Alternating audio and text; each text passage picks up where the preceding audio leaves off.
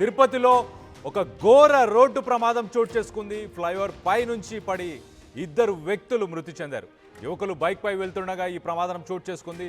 సుమారు 50 అడుగుల ఎత్తు నుంచి కింద పడిపోయారు ఆ ఇద్దరు యువకులు. దీనికి సంబంధించి ఒక్కసారి ఆ విజువల్స్ చూడండి.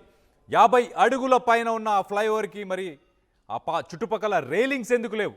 అక్కడ R&B వాళ్ళు కావచ్చు, అలాగే మున్సిపల్ అధికారులు కావచ్చు, 50 అడుగుల ఎత్తులో ఉన్న ఫ్లైఓవర్కి మినిమం సేఫ్టీ నార్మ్స్ అన్ని పాటించాలి. ఖచ్చితంగా దాని ఇరువైపులా ఒక 6 ఫీట్ ఐరన్ రైలింగ్ కానీ, షీట్స్ కానీ ఏదో ఒకటి అడ్డు పెట్టే ప్రయత్నం ఖచ్చితంగా చేయాలి. గతంలో కూడా మనం చూసాం, ఇటు టోలీ చౌకీ నుంచి గచ్చిబౌలి వెళ్ళే దారిలో ఐక్యాకి వచ్చే సైడ్లో ఏదైతే ఫ్లైఓవర్ ఉందో ఆ ఫ్లైఓవర్ పైనుంచి కూడా ఒక పోలో కార్ పైనుంచి అకస్మాత్తుగా కింద పడిపోయింది. అక్కడ బస్ స్టాప్లో కొంతమంది వెయిట్ చేస్తున్న సమయంలో కింద పడి అక్కడ ఒకరు చనిపోవడం కూడా జరిగింది. సో అలాంటి సంఘటనే ప్రస్తుతానికి తిరుపతిలో చోటు చేసుకుంది.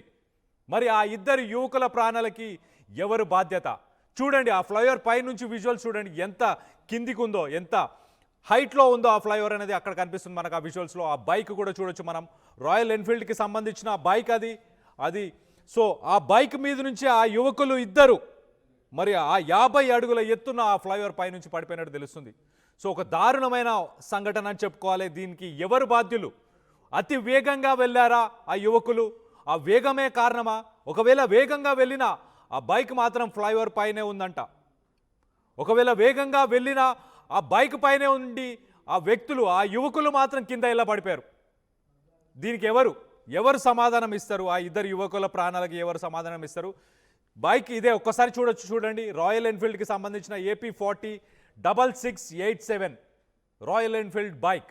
ఈ బైక్ పై నుంచి ఆ ఇద్దరు యువకులు కింద పడిపోయినట్టు తెలుస్తుంది.